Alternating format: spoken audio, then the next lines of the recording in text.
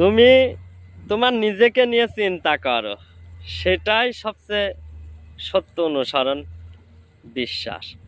আসলে আমরা আকারে বিশ্বাস করিনি, সৃষ্টিকর্তা আছে মহাসত্য অনুযায়ী অনুসরণ আকারে। আসলে এই আকারই আমরা বুঝতে পারিনি। তোমার মনকে সদাই করো ও সব কিছুই তুমি দেখতে পারবে অনুভূতি অনুযায়ী। আসলে এটাই ভালোবাসা, বুঝতে হবে, অনুসরণ করতে হবে, তাহলে তুমি ইনশাল্লাহ সব জায়গায় আলোকিত তুমি পাবে। এটা হলো বাস্তব। বাস্তব নিয়ে কথা বলবো ও মানুষকে ভালো কিছু দেখাবো ও প্র্যাকটিক্যাল মেজারমেন্ট।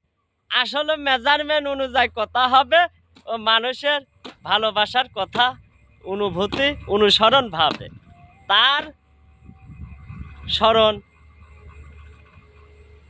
চিন্তা ভাবনা ও মানুষের করাতে হবে। আসলে এটাই মূলনীতি, সত্য।